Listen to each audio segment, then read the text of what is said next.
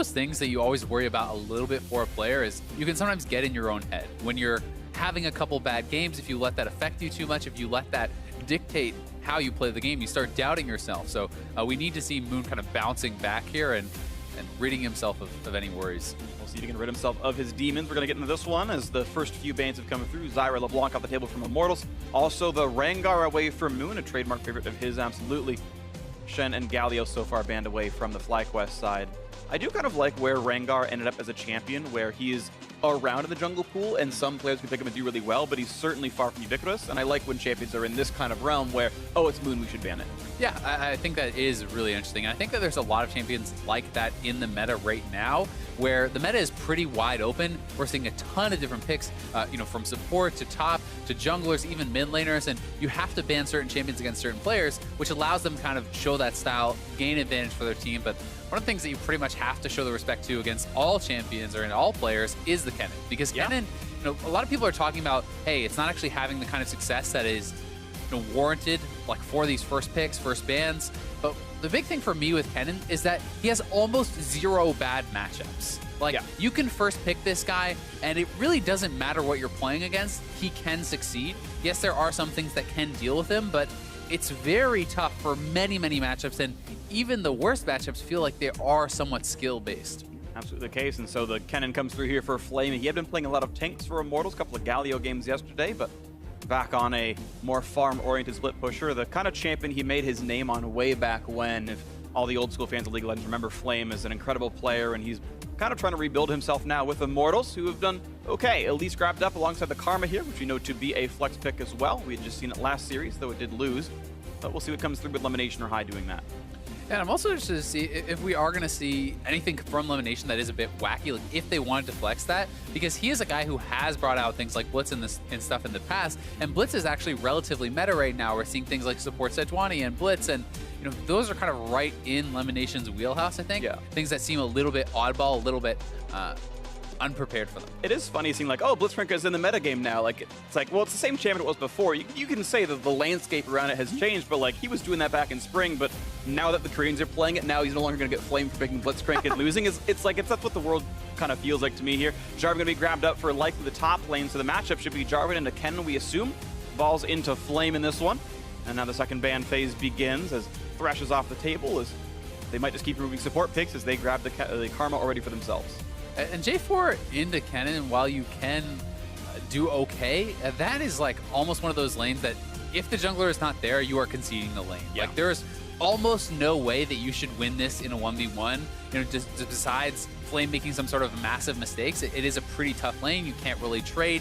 You're going to get pushed in. You're going to get harassed when you're trying to last hit the range minions. So this is something where there's a lot of pressure on Moon, I feel like, to get up there because Jarvan does have good gank assist and make something happen. Interesting here, FlyQuest actually banning away Syndra, which I know to be a pretty common blind pick mid, but they're seemingly going to wait. They'll grab their bot laner first and then maybe last pick a mage in the mid lane, waiting to see what's going to come through. They have some magic damage out of the jungle role, but probably not enough to preclude you from playing a mage overall. Tahm Kench, the final ban here in this, and we'll see what the first pick comes through.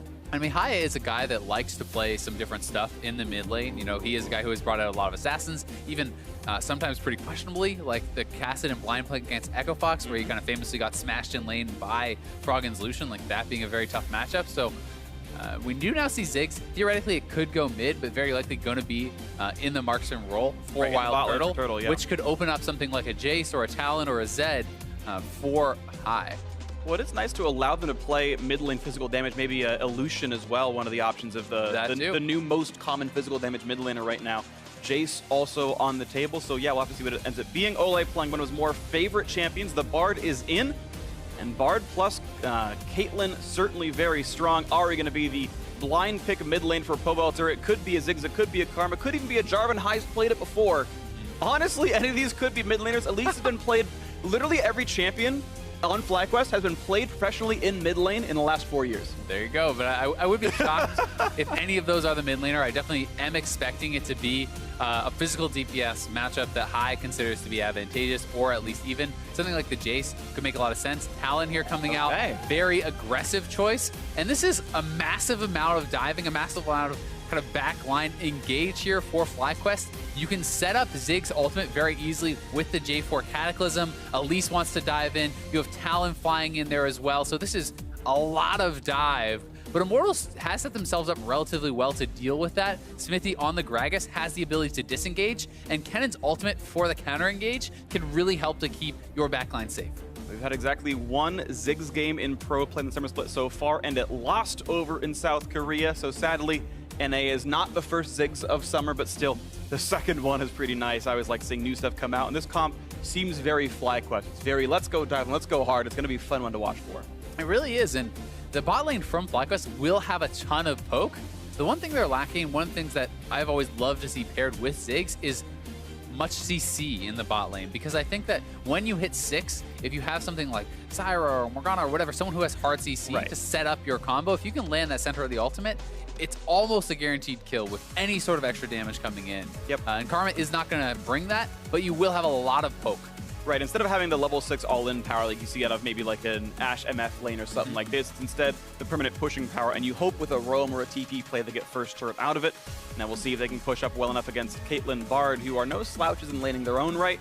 It'll be fun to watch for in that bot lane 2-on-2, but we are ready to go into this one. Immortals have dropped down to 2-1 after a loss to Team Envy last night, but certainly still strong players in their own right. FlyQuest hoping to add something in the win column for the first time all split. The defending 4th place team hoping to turn this around as they are 0-2 in matches, 0-4 in games. We get into game 1 here. We also have to remember how well Cody Sun and Olay have been doing recently. I think these guys have just been constantly improving throughout last split and into this split. And just as players, they really are a bot lane that deserves some respect, that deserves some attention there. Yeah. And you're going to have to see how well Wild Turtle and Elimination can even match up in that 2v2. Well, the exception, though, was actually the Envy matchup where Immortals had done very poorly in that 2-on-2. They had beaten Double from Battlefrost last weekend, and then it went back down to the negatives here in their Envy series. So, yeah, we'll see which version comes out, but I do agree. Generally speaking, I would consider Cody Sun and Olay a strong 2-on-2. Olay actually rolling up top side to help get some damage on the balls. Can he get 8 gold? Maybe 11? None. Unlucky. Lands no skill shots. Not able to hit anything there, but probably going to try to drop down a ward before heading back bottom. You would expect that that's what Olay is actually looking to get done here. Also interesting to note that Cody Sun did not decide to go with a Doran shield. He's not worried about getting poked out too much. Yeah. You know, you would think a lot of players would have wanted to go for a little bit more of that safer option against Ziggs Karma, who has an overwhelming amount of poke. And you know, those two champions should be out laning like the Bard, right? The Bard is not really known for the laning prowess. Not at all. It's definitely interesting. This is the roughly one single matchup that Caitlyn probably doesn't outright win. It's the champion that's basically exclusively gone Doran's Blade every single game. Yeah. Because she doesn't almost ever need it, but you're right, she has to dodge skill shots now to not get pushed out. Yeah, and if she was paired with a stronger laning support, I would agree. You probably don't need it, right? Like if you're with a Nami or something like that, then sure, you don't. But I am very interested to actually track how this goes and if Cody Sun ends up regretting not having that purchase, because those early game purchases can be massive. Even in the CLG match that just has happened earlier, watching the choice of skipping a Doran shield for Huhi against LeBlanc put him massively behind early, and sometimes that really can come back to bite. Absolutely the case right now. Perfect CS for both these bot laners. Beautiful to see. Just get through the junglers. Raptor start for, looks like both of these players. Or actually red to Raptors for Smithy, it feels like. And either way, they're both running through their maps and getting onto their blue side of the jungle. So pretty similar starts across the map for the jungle sides. Early push lead for Flame in the top lane is completely to be expected. Olay cannot dodge the first half of the Karma Q. The Soul Flare does land. And Flame actually is going with the Doran shield, so a little bit worried about that trade back. One of the other things that you can keep in mind with these sorts of range versus melee matchups is it can also just help you heal up from the ranged minions that are going to be hitting you back as you're mailing them. But Elise is bot side and has wrapped around behind Immortals. Q on cooldown, a little bit of stun on Cody Sun. Actually lands Cocoon, good damage there, but there's no hard CC left. He's going to break away from the tether. No, gets rooted. But it doesn't matter, survives through the Ignite, does burn his heal, and Olay does use his own summoner. And Cody Sun actually survives without having to blow his flash there, which is pretty big, but he's going to be pretty scared now, as the Ignite is not available, but still, if you get hit by 1 or 2 more skill shots, you're definitely going to have to get out of there, and you have to keep in mind the ability at level 3 for Elimination to go for a tether flash to secure that root. And he's going to get damage on Cody Sun. The second chunk won't land, but he is going to get hit by the bouncing bomb, and Cody Sun's got Warlords and a Doran's Blade. If he doesn't get touched again, he will sustain back up. But how likely is that going to be possible? The wave is actually pushing away from him. Cody's has to get farther and farther away from safety. And there's still 2 camps in the bot jungle, or the east jungle for Moon to clear, meaning it's not outrageous to go back to the bot lane after 2 camps. And it's also not outrageous for them to all in as soon as they hit level 3. You know, with Lemon Nation and Wild Turtle, if Cody Sun steps too far forward, you really can go for those tether plays. Root hits Ole. Wild Turtle does not go for the satchel or anything else, so not going to be much, but damage traded back and forth. And now Bard looks like level 3, able to put some of these healing potions down. But look at that, more damage coming through. Chunked again. And Cody Sun, already 18 to 20 CS, is going to be worse after this recall completes. I mean, obviously a lot of that was to do with the gank, but how much healthier would he be with the Doran Shield here, right? With that poke, you do heal up a massive amount, but High now going to be the target. That's a nice thing right there, forcing the flash out. And I really like the mind game with Gragas here. Smithy comes in, you can go for a body slam flash, but the respect has to be given over by High, because if he gets hit with that, the charm will follow up, he is likely dead. So knowing that, Smithy doesn't even flash, just throws a body slam forward, and High still has to answer with his own summoner. Yeah, it's actually really beautiful stuff. I definitely like the play. And again, it's correct on both sides. Just the rock, paper, scissors was played better by Smithy. Flash down for several minutes. We'll see if a repeat gank comes in. And a lot of it is just about the fact that it's a 2v1, right? So in an isolated 1v1, you know, maybe you could call that an outplay, but in this situation, I think High had to flash there. Because if he does not and he gets stunned, he's almost certainly dead. You're not going to be able to late flash after that charm hits you. And now good damage out of Flame. Forever Battle, pretty standard for the attack damage cannon. And I got to give credit to Balls, though, for catching back up pretty well in farm. I went and looked at Balls' games heading into this match. He'd actually done, I would say, very well in his matchup against Looper, and he had got outplayed by Someday. I would say that Someday did better than him, but he did as well as Looper. And, you know, Balls had been a player that I think had been maligned a fair bit here back when the spring split started. And like, oh my god, they kept Balls in the lineup, this team's going to be garbage. And he's actually been, I would say, holding his own generally pretty well as a player. And again, losing matchup here, equal farm, not bad. Yeah, and to be fair, Someday is one of the strongest laners in the league. Oh, yeah. That guy is ridiculously good, and I'm looking, not able to really find anything there. Does get a bit of a chunk, though. You can see this game is just very close. 100 gold separates the 2 of them. Jungle actually a pretty big farm difference in Smithy's favor because Moon did spend all that time ganking. And at the end of the day, if the farm doesn't actually stratify much in the bot lane, you can see Cody Sun 32 to, well, okay, now it's 41 for Wild Turtle, so it has finally, you know, gone up for the Ziggs. But Smithy got to take the entire Krug camp away as a result of the Moon bot lane gank, and that gets some of that gold back, of course. Yeah, it definitely does. And you know, for the top lane so far, it has been going pretty well there for Balls. Cody Sun going to take a lot of damage here, actually. Yeah, had to flash. He would have gotten knocked up right there, or would have gotten rooted, I should say, by the Karma Tether.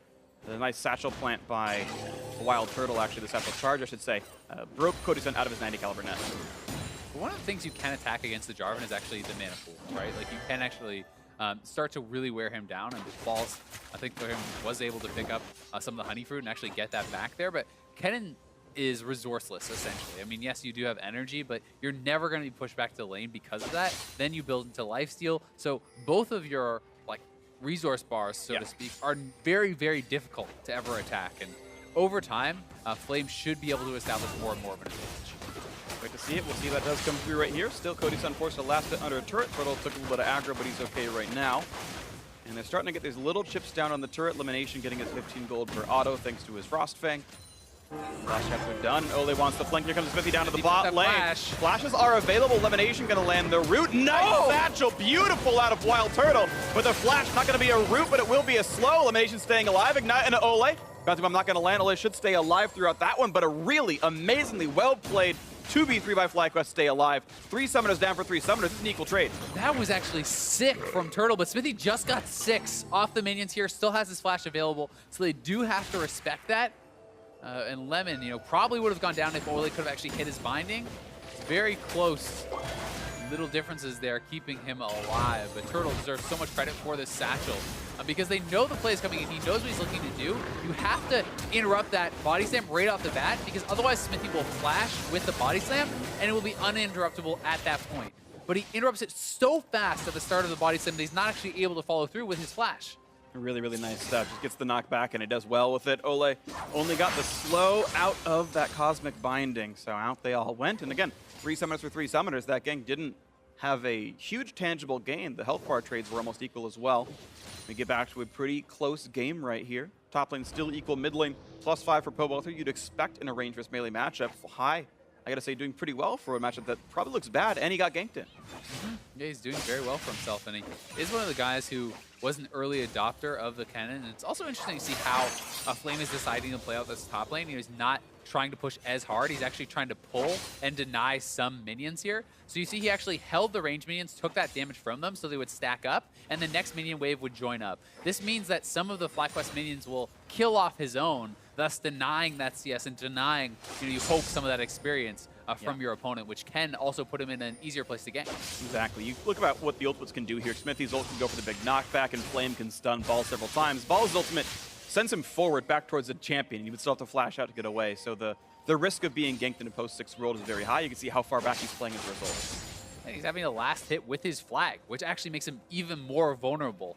Because if that flag is down and Gragas comes in, you don't have much of a way out.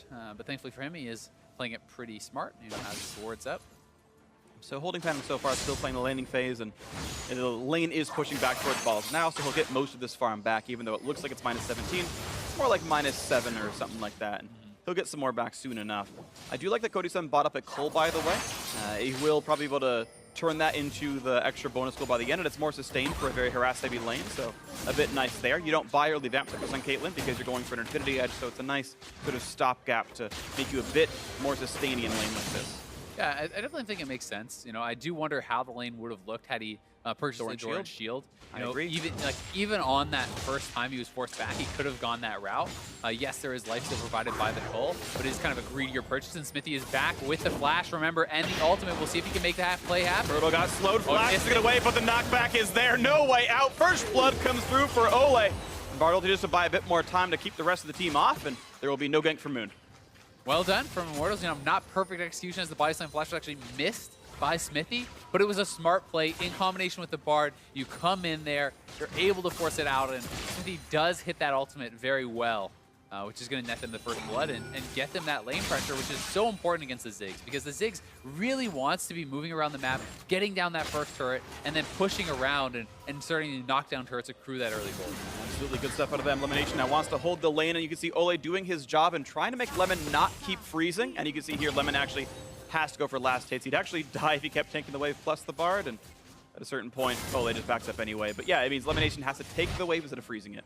And here's the play again. So Smithy is moving away from the minions to set up for the body slam flash, but he is not able to actually connect with it. He didn't get enough distance, and Turtle flashed very quickly, so they do get out. But it's a good call out on Lemonation's play and the response from Ole, because if Ole actually bases at that time, not only does Wild Turtle collect that 10 or so CS that was building up, but you deny about 5 or 6 CS, so almost a full wave from your opponents. So that actually creates like a 15 CS difference. Just the fact that Ole stayed, forced it to be pushed in, allows Cody-san to be basically caught right back up when he could otherwise be down 15 or 20. Yep, actually really significant there, and it's just interesting to see the rules that come out there. Right, support stays, the other support stays, and you have this like mind game that goes forward based on how well your opponents are playing. Nice charm, nice chunk right there, and these caster minions, he needs to rake them. They were going to be one shot by the turret, and high, again, within 3, pretty solid.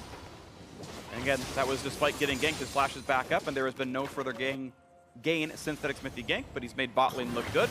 Still farmed well. The flash does not get the stun, Ole, only the slow here for Elimination. More CC, more knockups. This time the snipe's going to come through, and Cody-san gets his first kill of the board. Smithy's starting to prey on that bot lane. Yeah, and Ole making the roams, moving around here with Smithy, and they're taking control of that jungle, able to pick up a kill and donate it over to their AD carry is so nice for them, and they're not even really going to lose much on the bottom side, maybe 1 or 2 minions before Cody-san's able to get there, so not a big deal at all. Nice stuff right here. 1,300 gold lead now. Immortals looking pretty solid. Hoping to shake off that loss to Team Envy, who have looked pretty decent themselves from Friday. FlyQuest, unfortunately, still on the road downward, 0-4 in games, and now losing in their 5th, but certainly not out of reach. Gold lead is not insurmountable by any means, and we'll see if they can find something to bounce back. This red team FlyQuest hoping to find something, hoping that High can get that physical damage explosion to come through. Wild Turtle, easy wave for your bot lane turret, not going to fall anytime soon. And FlyQuest is always going to have their chance in this game. They're not a team that just plays to not lose, but Moon going for an evade here. Yeah, finds a stun, finds some damage. Here comes the teleports in. FlyQuest looking for a very aggressive move here. Repelled, gets away. Here comes Talon. First kill comes in. High gets it. Knockup is there as Balls join the fray. One more hit. Pole Belter goes down. 2 for 0 in the jungle. FlyQuest turn it on. Yeah, and Flame is here. Immortals still looks like they're trying to get something out of this, but Olay is pretty far forward. Satcheled right back in, a double kill in for Balls, had nowhere to go. The entire team was there, 3-0 in the jungle. There we go, FlyQuest, signs of life. Able to make that play. High is able to make that roam so fast from mid lane with the Talon. You have the Ghost Blade. You can zoom over there. This is going to unlock that first turret as well for Turtle, who's going to pick that up, gets the solo gold, and looking good for FlyQuest. I hit the wrong cough button. There's 3 bots in front of me. I hit the second one. It was supposed to be the third. You weren't to hear that sneeze? We're all good here. 1,500 gold lead now for FlyQuest. The first Drake of the game is going to be Mountain as well, and we all know how much they love their cheeky Baron calls later on. And turret sieging for the Ziggs. I mean, you already crushed those turrets, but here's the play again. It looks pretty dangerous for Moon, but he knows he has the support of his team. His support is already here. Elimination makes it there faster. High roaming around from the outside, able to make the plays, and getting these kills onto your divers is so important to set them up for success later. And now you can see that the Immortals players, they're essentially caught in between the rest of the team. So Olay able to focus him down. Nice satchel from Turtle, knocks him back in, and collects another pretty easy kill. Really nicely done here by the squad. Looking at the back end of a blue buff, stealing Smithy. Yeah, maybe a bit further than he wanted to be up. Scooter once again by elimination. Here comes High. Can't find a ton of damage in the magical journey. Not going to get him dead just yet. Nice charm, buys some time, and he's not in range. Balls can't get into this one either. Nice stun out of Olay, and just a lot of crowd control, a lot of damage out of this one. Balls chunked down to 800 health, but tanky enough to get away. And you can see kind of the success cases for both comps. In the previous fight, FlyQuest able to really get to their target, get on the back line, take them out. In this fight, you know, Immortals kiting them out, disengaging, chunking those guys as they're trying to move forward. That's the kind of fight that they're going to be looking to have, where FlyQuest really wants an immediate all-in fight. In the case, we'll see if these all-ins keep happening, or maybe Flame's split push can go well. As far as individual gold leads, Flame is sadly now down 200 gold under Balls because of the 2 kills he had picked up. I imagine he's supposed to be winning, and the farm tells you who he is. But look at this, Jarm's Fist in a Ninja Tabby is in, and even though Kennen is technically hybrid damage, it's like 80-20 physical magic based on the builds he's been doing, so really armor stacking is fine. You don't want to suck yourself into buying Instructor's Cowl. It is actually not that important. So Ball's building correctly, of course, and the Ninja Tabby is indeed very effective against Flame. Yep, definitely the case. One of the things that will be kind of working for him eventually is, as you do, I mean, Balls is probably going to go Gargoyle Stone Plate third, but at some point you often do need to get to pick up some MR against, you know, even just the Gragas and the Ahri and everything going on there, and that's not going to be very helpful for him. But High looking for a dive. A lot of damage. Olay snipes some down, kill picked up, stun knocked back, and it's going to be 1-for-1 mid laner without even an assist for the support. Probably downgrade for FlyQuest. Yeah, you have to think so, as it is the kill going over to Cody-san. He's going to be so important for this Immortals team, and they're able to defend. The turret pressure is going pretty well still for Immortals, though they lost that bot lane turret off of the fight. You can see top lane turret is very low, mid lane turret has also been chunked low, and Pobelter is still pushing the side lanes. So, you know, FlyQuest is a little bit in tough against the split push. Yeah, it's going to be difficult right here. Now into the bot lane they go, and no one defending just yet. Turtle only now showing up. And looks like the instincts and the wards were there for Pobelter to stay safe. So minions will go down, a couple hundred health lost to the turret, but though it's not a ton of game, Ball's still forced to play wave clear duty against Flame. Didn't get too much damage last time. Balls pops the shield, stays alive a bit longer, but you still seem to think that Flame will keep the push lead, and needed to chip down on that turret over time. Has his own Ninja Tabby to make it even easier to stay alive against his Jarvis. Nice stun, a little bit of damage. Attacks for the red buff, puts him on fire. Smithy runs away. One of the nice things working for Balls, though, is he's actually going to be building towards that Titanic Hydra. And when he has that Titanic completed, you can actually clear out the waves so ridiculously fast that it becomes harder for Kennen to actually get up to the turret. Let's see if he can do that eventually, though. Still hoping the minion can push forward, but yeah, Balls holding on pretty nicely. Mid lane siege stymied quickly enough. Cody-san and Olay have done pretty well wave clearing. Smith the same. Hyde went down to the bot lane, pushed in, now roaming back up towards mid, hoping he can force a rotation bot lane and find another dive, maybe in a 4v3. Teleports up for Balls and Flame soon, but not exactly at this second. And the turret taking very, very little damage at a time. There is decent ward coverage for Flame, so as far as a Moon gank, he can see 2 of the likely gank routes into him. So Flame feels pretty safe pushing like this. And it's also very hard to actually all in into the Kennen with the ultimate up. We've seen Kennens be able to turn around some of those 1v2 scenarios, and as long as your team keeps up pressure in the other lanes, if they commit multiple members to the top side, you should be able to get something done elsewhere, which can mean it's sometimes not even worth a trade if you get the kill. Absolutely the case, so we'll see what that ends up being. 500 gold lead right now for FlyQuest, holding on to this mid game.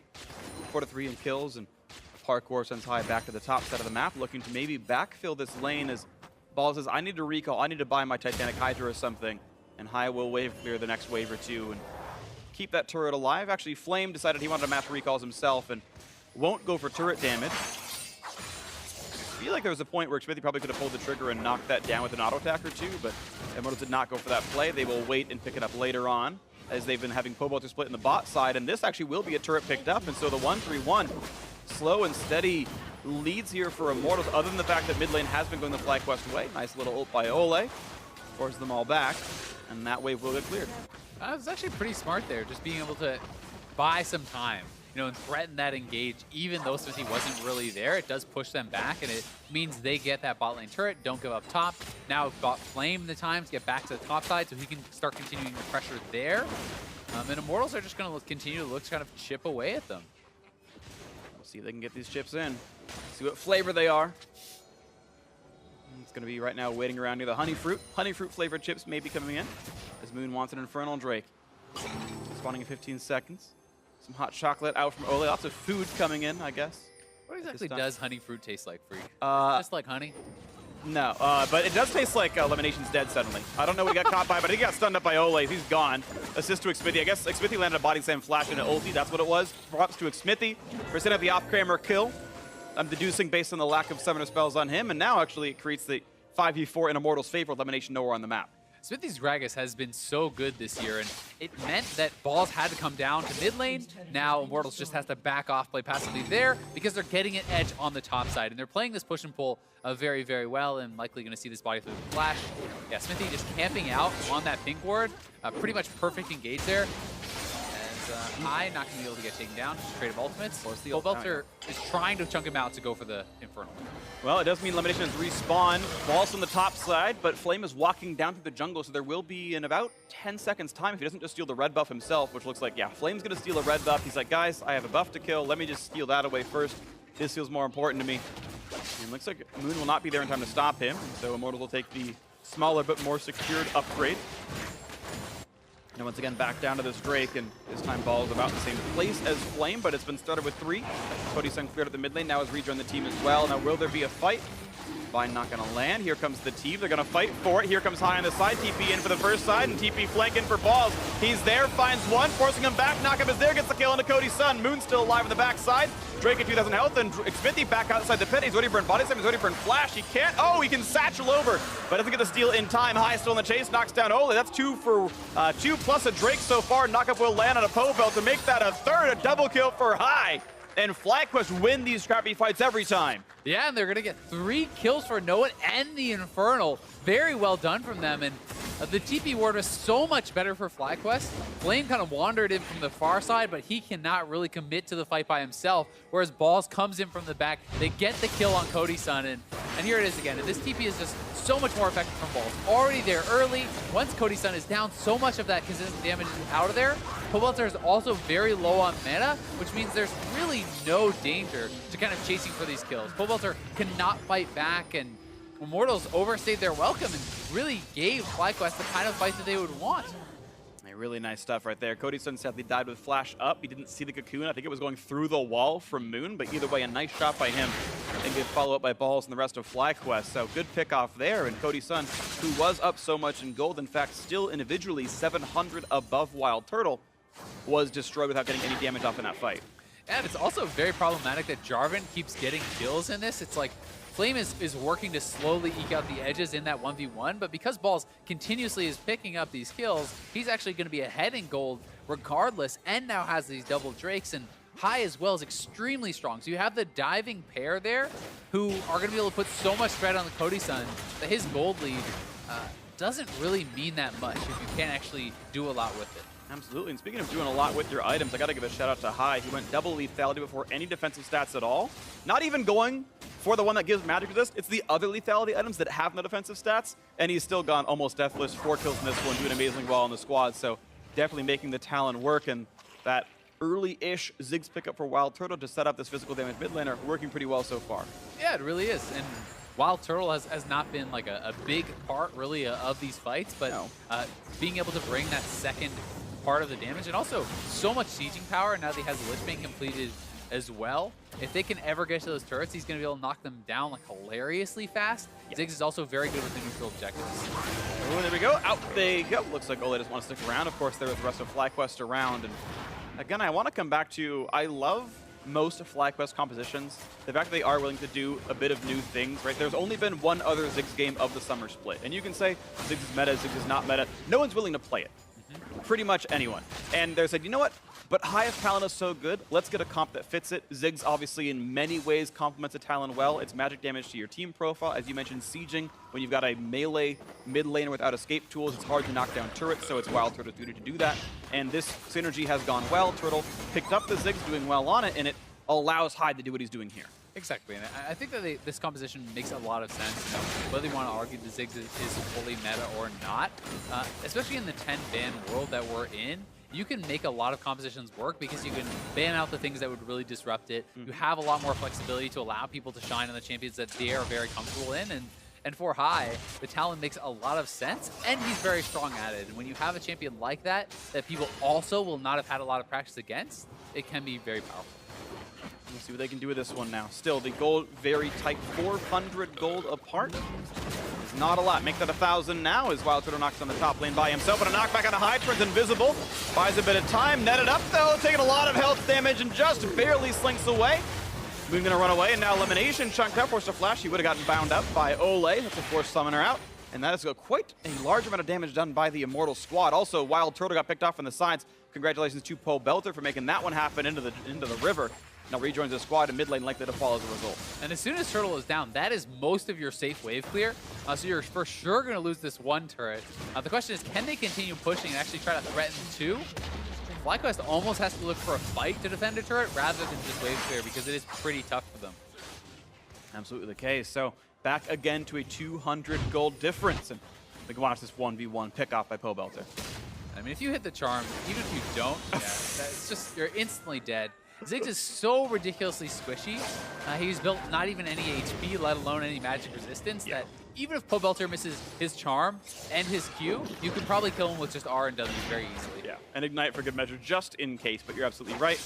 Good pick off all the same, and nice try High, but that one's going to go over to Flame, taking the Scuttle Crab. Now, it will despawn before the Drake actually comes up on the map, but it's free gold regardless. You can't hate that too much.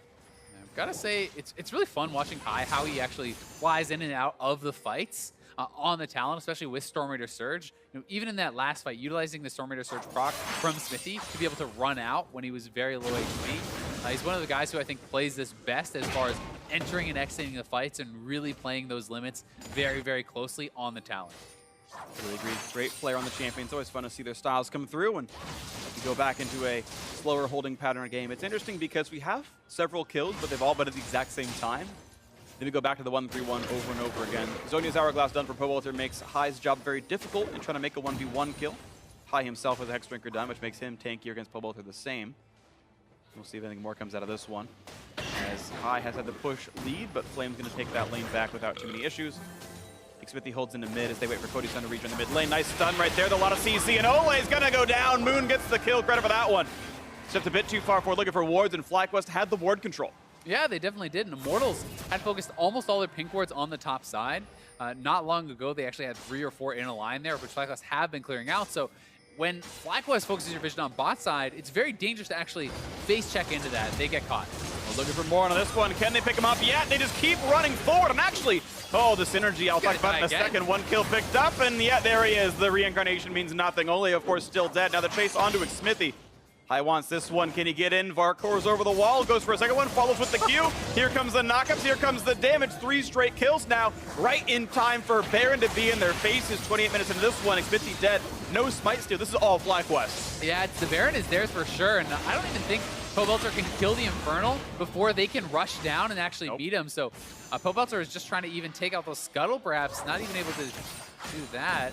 And it's going to be a Dragon and a Baron for free. The jungler's still dead. I actually love that Jarvan Talon has synergy. You can parkour the Jarvan ult walls. It makes sense, but I didn't think about it until I saw him parkour into the pit in a fight and back out the other side. That is awesome, and FlyQuest now in a great spot. They are. They're really doing a good job utilizing this composition. Their divers are so strong. You have that assistance from Turtle with the ult. They see Cody-san just up too far. Not enough protection for him. And despite having those summoners and the GA, he's just going to go down a second time. And you need to be so careful as this Immortals team, because the engage range that FlyQuest has is insane. You're never going to be able to outrun a talent at this point. It's like he has Moby boots and he can hop every single wall. You don't get away. All the out of combat movement speed from his lethality, the Yomu's active, etc., etc., and of course he can pass the kill off wards as well. So FlyQuest looking pretty solid on double Infernal Drake plus the Mountain. We'll see what more they can grab, of course, with this Baron buff. They've got all the tools they need to make even more of this one. 2 minutes, 20 seconds left on that. 3:30 the normal duration. They've used the first minute to get that Drake and reset on the map. High maybe looks for a dive, but Powelter, of course, does have his Zonias available. Won't happen just yet.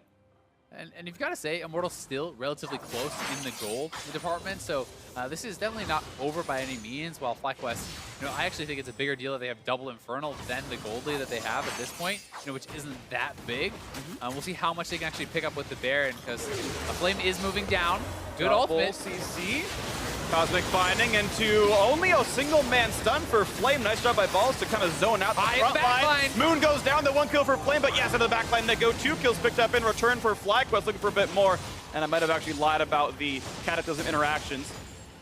I thought I saw it in the previous fight. It didn't actually happen, so maybe I'm just wrong about all of this. But either way, the siege continues. 4 versus 3 on the map. Baron buff still on, and this lead just pushing farther forward. Wild Turtle going to save his satchel until the next turret. Yeah, and I mean, the Lich Bane plus a passive auto is almost half HP from a turret. Watch Turtle's auto on this turret right there. He does throw it. That's 1 auto plus a W. It's already gone. And Charm is on good damage there, but he's still pretty tanky. Ball's trying to run away. A couple more shots would do him in. Gonna get the shield, gonna get away. The frontliner stays afloat, and middle inhibitor is down in the 31st minute. FlyQuest increasingly far ahead now, looking to the bot lane. The respawns are coming though for Immortals. The health bar is getting a bit low. Balls can TP back in if they need him, but out they go. Turtle can just 2-hit the turrets practically at this point. And now the gold lead has really ballooned. And it's all about the dive here. So, Immortals look like they have a pretty good start to the fight. Cody-san's able to get a fair bit of damage, but they're not really tracking high coming in from the bot lane. He actually walks past a ward, as you can see on your mini-map, and he's able to come in here, find that entrance into the back line with Turtle's ultimate. That AoE combination shreds Powelter, the support, and takes down the AD as well. So yeah, they got a Smithy in that one. Those are the two who are separated on that side. Small credit to Wild Turtle as well, who had actually gotten the Satchel charge out to help zone out Flame. He was knocked out by Satchel, then knocked up again by Balls, so was never able to get in for any more of that CC combo. As we mentioned, Stone Plate done for Balls. We used plenty tanking in the front line. High's got his Guardian Angel, which helps suit Assassins quite nicely. And the roughest part about this for Cody-san is he doesn't have really any lifesteal built up. Yes, he has Warlords, but he doesn't have any MR either. If even just Ziggs hits an ultimate on Caitlyn, that's more than half of your health gone, and likely close to 3/4 or even 80%, because he has a death cap already completed, and it's so hard for him to even enter the fights to use this gold that he has built up, because he doesn't have Karma and a Lulu and an Ivor and things like this protecting him. Yeah, Locket not yet done for Ole. He went Redemption first item, which maybe not worth it at this point. Another turret goes down, 8 turrets to 3, and FlyQuest, once they get a lead, have really turned off the tempo. And done a very good job of coming back from some questionable early game deficits now. Elimination forces the kite back. Once the shield's on, here comes the dive. Ball's going to force one out. And look at trade of a couple of summoners. Ulti's going to miss right here and High. Not getting his duel over Flame, and Wild Turtle, though, this time picked off by going too far forward. The chase on for Moon Charm only hits a minion, though. Nothing for Powelter as Flame cancels his TP. Doesn't want to be part of that fight. It looked like Turtle almost took down Cody-san, but he did miss the ultimate, so didn't really have most of his damage there. And you talked about sometimes he is just getting too aggressive. Has a high death share on the team and continues. Does continue, yeah. 3 deaths.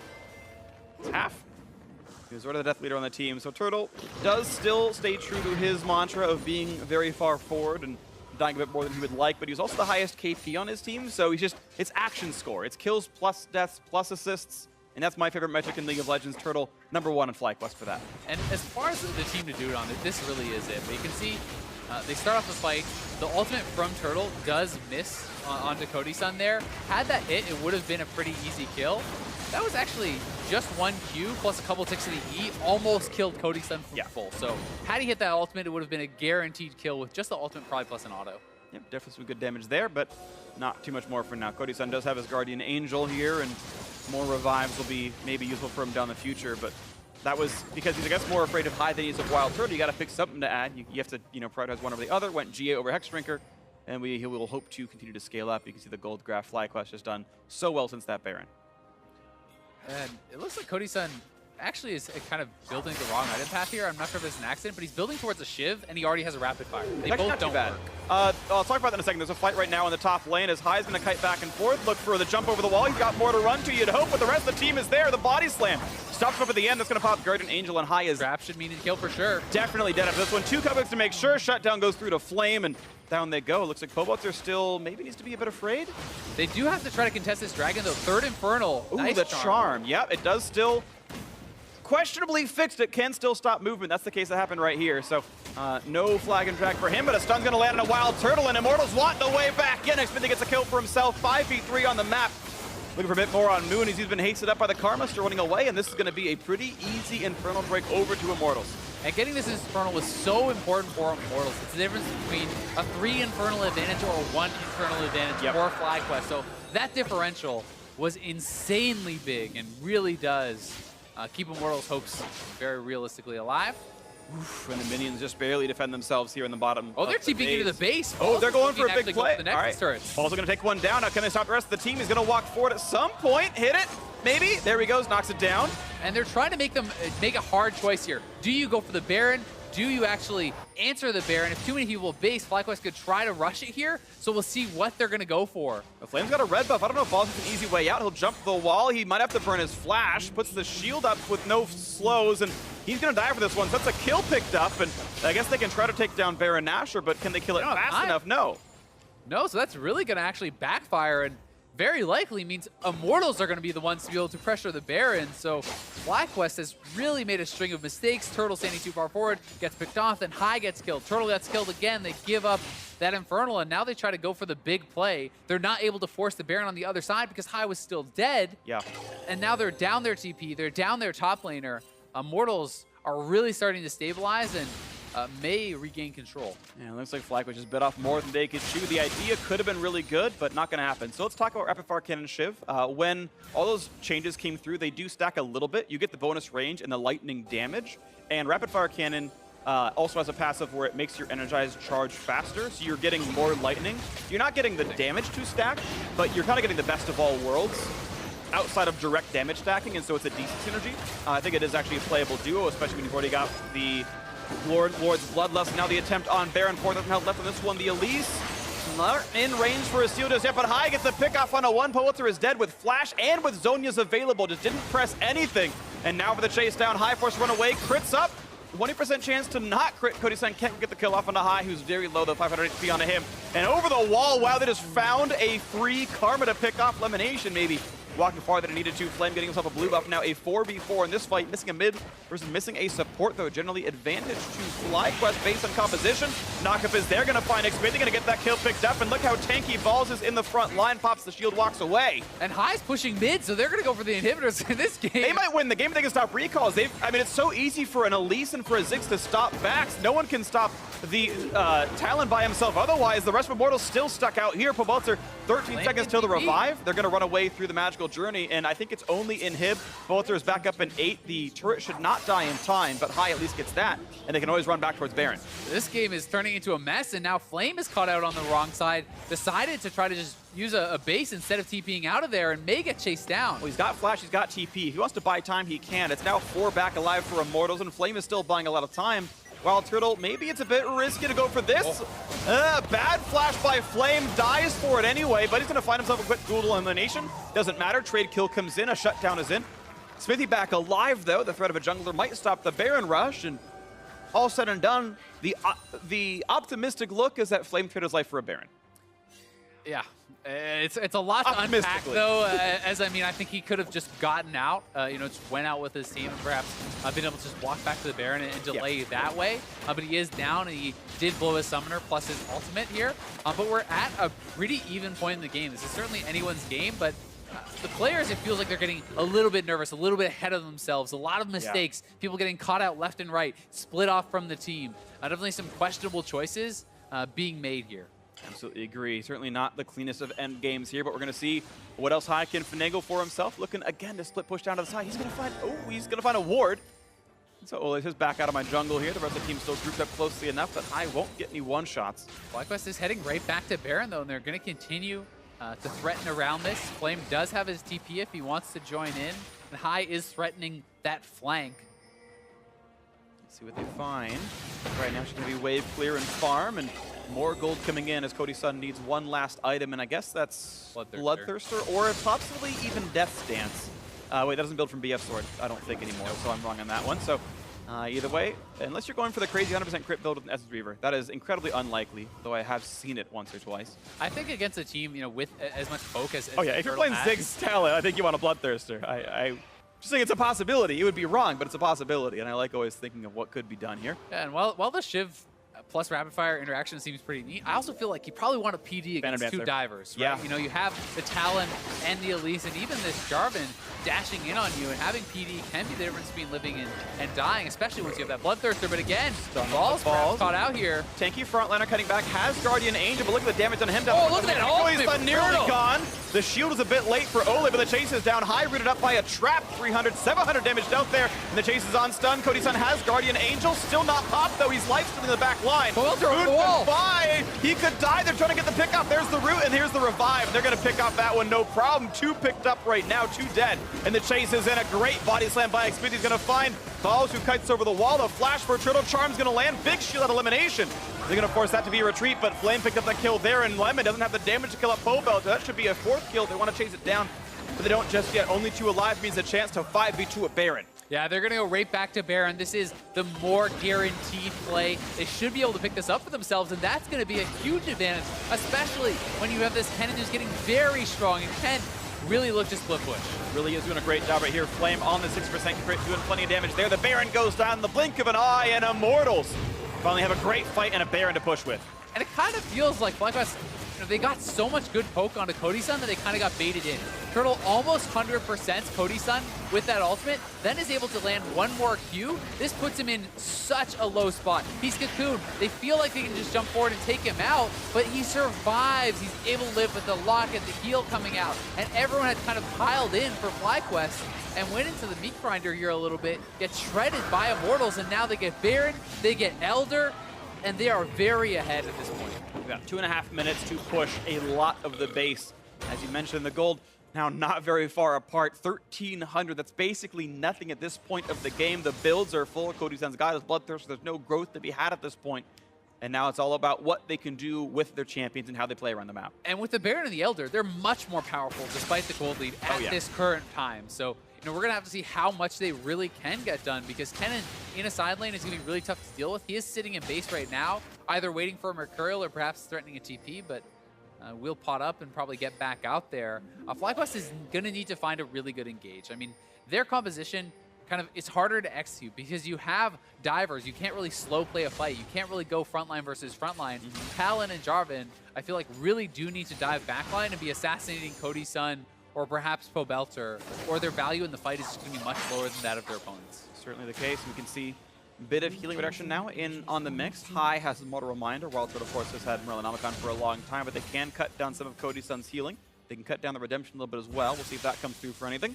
Flame still splitting, and of course, no one can 1v1 him here. Yeah, no one is going to be able to at all. And Turtle did pick up his Void Staff, so that's something working for them as well, because Ziggs does have an incredibly strong late game. You know, we saw how much damage he was able to get down on Cody Sun. If he could land a really good ultimate in combination with High and Balls, they certainly still have their chance to really take a fight and turn this around, but they may have to make a move, because it's going to be very hard to be able to hold your turrets against a Caitlyn and a Kennen who are split pushing with the Baron buff and this Infernal. A lot of damage per shot right there. Cody Sun losing a quarter of his health bar, and life steals it back up in a single auto attack. So Not a lot of gains being had, and that ulti is now down for over a minute's time. One more wave comes in 20 seconds, and Immortals can keep pushing with that. Baron still on for 1 minute. Elder Dragon should drop off in about 30 seconds. They were desynced a little bit here. Top lane Flame being a bit cautious, doesn't want to rush this one down too badly. You still want to push as much as you can when you've got your leads here. Mid lane under fire yet again. Cody Sun chucking it down. 2 more autos, and down that one goes. Mid lane turret has fallen. 3,000 gold lead now for Immortals onto the inhibitor. And if FlyQuest choose not to fight now, they're essentially just giving up 2 inhibitors. The first one's already down. Footballster's looking for the bot side to push that in. So, you need to pick your moment. You either have to fight for it, and maybe as soon as the Elder is down, which it is now. So we'll see if they're actually going to look, or if they're just going to be able to kind of get split pushed out here. Yeah, the double global buffs were why one of the inhibitors fell. Now bot lane under fire with the last 20 seconds of Baron. The engage on towards Flaming. Smithy coming to join the team. Look at the damage output though. And oh, Scumbag Smithy sends balls in for the kill. Now he pops the tank stats for as long as he can. There's the Parker over the wall, and he's not going to find the kill onto Smithy. Gragas runs away. 1 for 0, but bot lane inhibitor in its entirety is now dead. A forced flash out of elimination. Suddenly, Paycheck's into this Gragas that he lost track of. Pops the Locket shield. Here comes Pobelter. Good dodge in the charm. But having to buy some time. That was well played. 5v4. Out goes Immortals. Yeah, really nice sidestep there from Lemon, but the engage came a bit too late, you have to feel like, from FlyQuest. It's very hard to find the opportunity against this comp sieging you down, but the 1 kill, not enough for FlyQuest. Their base gets blown wide open, and that full map control right back over to Immortals yet again. And they're going to be able to kind of have a lot of options here to split push this out. I think you could very easily send 4-man top to threaten this extremely low last inhibitor turret. Simply have Kennen pushing in mid and bot and threatening the Nexus turrets, and it's going to be so hard for FlyQuest to find an answer to that. All right, and this is the case that we are in right now. 3,000 gold lead. Baron power play was massive. They were down 4K before it started. Now they're up quite a bit. Good stuff here out of Immortal so far. Looking to reconvene. And very few items left to buy. As time goes on, the gold lead means less and less. Death's Dance now just done for high. Even more damage on him. And Cody Sun picks up a PD. So he actually sells off his boots. He is at 80% crit right now. 100%. Oh, 100%. He's got 90 yeah, plus triple, 20. Right, yeah, he has the triple. So he's going to be incredibly strong on this Caitlyn. Flame is full build. Like, these guys are very, very powerful. There still is opportunities for FlyQuest, but you need to pull the trigger very quickly. You can't sit back with 2 inhibitor lanes pushing in. You need to find that pick, and High is looking on the side right now. We'll see if they go. Looking for the play. Can't quite kill Pobelter. Jumps away. I believe that was an ult charge. Flash charm not going to land on that one, though. High gets out, but that is his ulti down the same. Ultimate flash, of course, on cooldown. Mid lane cleared, and FlyQuest going to retreat back. Baron up in 2 minutes. And Immortals just need to pressure, but they don't need to actually fight. The minions will do the work for you as long as you keep your opponents occupied. Yep. So Kennen is pushing in the top. They're using the 4-man squad right now to corral those minions in the mid lane, the bot lane, have them threatening there. And as more members respond to clear out those super minions from the 2 waves, you step forward, you take down this last turret, and look to finish off that triple inhib. Just like fine. There we go. 1 more turret down, the other one's left or in front of the Nexus itself. Balls pushed back to the 1200, and a nice stun and a high. That's a good chance for a pickup. As Guardian Angel pop, as well as Tempered Fate, looking for more. Moon up in the air, rooted yet again by the traps. Down goes 1, and a nice setup by Xfinity finds several with the body slam. There's all the explosive damage they need, and the kills are coming through fast and furious. Too fast, too furious. They're all gone. A quadra kill. Call Vin Diesel. It's all over. The turrets are falling. Nexus next up, and Immortals gonna make the comeback win happen over FlyQuest. Cody Sun with the quadra kill to close it out. Flame, unfortunately, taking away the penta. But a big game for him, and it started off looking pretty tough as FlyQuest was really able to find the right fights, find those dives on the backline and get what they wanted. But as you get to the late game, it got tougher and tougher and tougher, and Immortals felt like they had the answers. They were able to properly disengage, properly split push, and eventually take that win. Yeah, they waited it out well enough. I gotta say, there were definitely some misgivings from FlyQuest. I think some questionable choices. The balls TP into the base to take a 200 health turret and then die and give away Baron control when the team was dead anyway, so they couldn't rush it back. Like, there were definitely some mistakes out of FlyQuest here, but it was a very interesting game. I still like what the comp could have done. They really did win it. The fact that they got an inhibitor and half a Nexus turret off their first Baron power play, like, this clearly could have worked.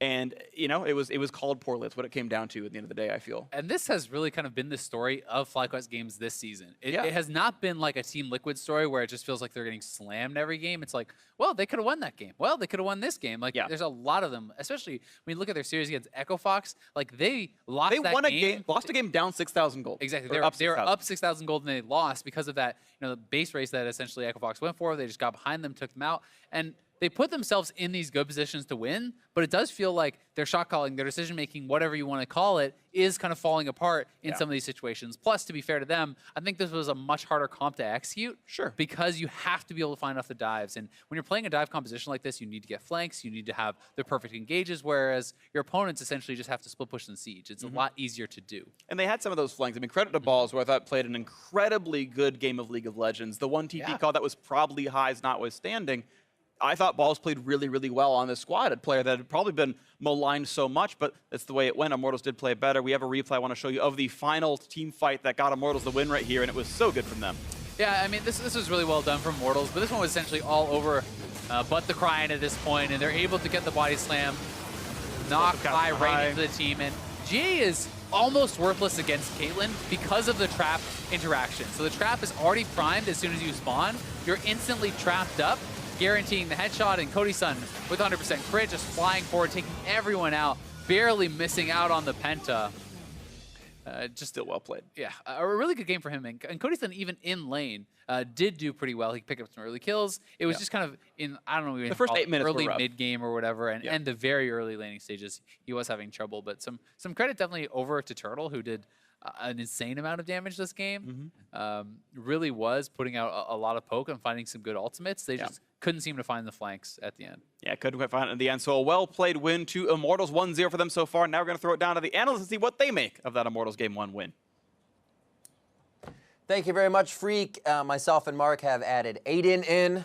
With all of his energy, he now bolsters the desk as we take a look at this game. FlyQuest obviously falling to Immortals here. Immortals not doing it in the cleanest fashion. Both teams a little back and forth throughout the start of the game. I think the thing you have to point out is the draft on the side of FlyQuest. We saw Hermes on stage. Yeah. Obviously the old coach for Immortals last split. And the Ziggs comes through. Yeah, and he picks the Ziggs again, and you have the double ADs, and you're like, wait, what team is Here we this? go, What am I boys. watching? But overall, yes, this comp does make sense. You have Ziggs bring the AP, you have the double AD, backline divers of Jarvan and Talon can control a lot of people, but you do lose out on a lot of things that typical comps have. Obviously, with not having as much utility, there's basically none in here. Obviously, you're trying to bring it a little bit with the Karma, but it's not nearly enough for what you're missing compared to a lot of other drafts. Yeah, and then you look at what IMT have. They have a little bit of split push. They have good siege potential. They have great ways to start fights or even disengage some fights. So I think like IMT just have an all-around well-rounded composition where like FlyQuest's kind of had to get that talent going a little bit. But I do think that Ziggs is a champion that can stall these games out, and I think it's one of the reasons that it went so long in the first place is the Ziggs really stops things from happening. Absolutely, and in the end we saw Immortals brushing off the dust a little bit from their loss yesterday, able to come up with a win, but it was not after hard-fought invades. First one starting 13-30 from FlyQuest as they invade Smithy's red, and Fly knew they had to get under the skin of Immortals early. This is something that their comp is going to do extremely well. These early skirmishes, obviously with the teleport coming in on the side of Balls, High comes over the wall, picks off Smithy, who was already chunked low by Moon, and then Pobelter starts getting hit up by Balls. They follow through onto him. It's 2 quick kills in favor for FlyQuest, and they're going to drop back onto these other guys who are trying to find some way to get out of this jungle, but they're in a bad spot. Yeah, that seemed to happen a lot where Flame would just be on a completely other side of a wall from his team. Even after the Baron was like kind of toyed around with, Flame is just sitting in a bush and flashes. It's like this team just seemed a little bit out of sorts in these really crucial moments, but they definitely got it together when it really mattered. And they did have a decent early game plan where they were attacking these Ziggs a lot early on, because that's a crucial part, whereas if you put the AP threat behind and the wave clear behind, it's a lot easier to win against this double assassin comp. Problem is the double assassin comp kind of got rolling. It did get rolling. However, at 40 minutes, IMT, the team fight near FlyQuest red now. They said a little bit of your own medicine about 40 minutes later. Yeah, it's a good catch here from Olay, and then Smithy just kind of puts the pressure onto Balls as the rest of the team just collapses in there. But this really baits the whole team back because Cody Sun gets chunked by Wild Turtle, eats another Q here, and then Moon lands the cocoon. Flash, I don't know if he actually got the Q off there because he repels first. And then there's also a charm there right onto High as he went in stealth. I don't know if Pobelter saw him or not, but at the very least, he re-engaged with his ultimate, knowing that he had to get involved with that fight. Pobelter actually played that well, baiting High for a large portion of that fight, and then lands another critical charm onto Wild Turtle here to help get the cleanup kill. So a good turn after that initial bait that, Immortals looks like they're getting low, but we talk about this extra utility they have, the ability to actually kite back and zone control properly. All those shields. Yeah, tons of stuff coming in that keeps them alive throughout the course of that fight. Yeah, it was really good. I think Olay actually had some pretty damn good locket usage and redemption usage in this to help reset some of the We were fights. watching one of those Zigzalts come in, and I was like, where'd the damage go? No, Instantly locking down. So smooth play from the team all around, and player of the game, honors going to Xmithy. Moved around the map very well, and most of the picks being created by him. This lock-in, the acquisition that Immortals got for the summer split. Something that's obviously different between Dardoch and Xmithy is Xmithy does a lot of these kind of setup plays. We say that most of the picks were created by him because he's finding these angles to drop his Gragas ultimate on top of people, not playing to get himself ahead. Though Dardoch is playing a fair amount of Gragas now on CLG, both players picking up a little different styles that each other had previously. Yeah, Xmithy being a little bit more aggressive and active early, Dardoch as well, playing things like Ivern as well, trying to be a little bit more supportive of the team. So I like how the trade happened, and now everybody's kind of like, okay, who really got the better of it? Because Xmithy does look better than he did before on Immortals. On the flip side for FlyQuest, though, I am kind of disappointed that they let this game get away, because after that 1-3 for they had another. They had Baron at some point. They it should be a snowball with that comp. It should be over, but this is one of the things that we always say about them, is that they kind of lack some of the fundamentals in terms of closing games out if they can't instantly just win a fight and end the game, and they fell apart once again here at the end. Well, it can only happen for so long before the other teams start to catch up and bite you in the butt on that problem. We'll see if FlyQuest can even up the score in Game 2 against Immortals. Don't go anywhere. You are watching the North American LCS.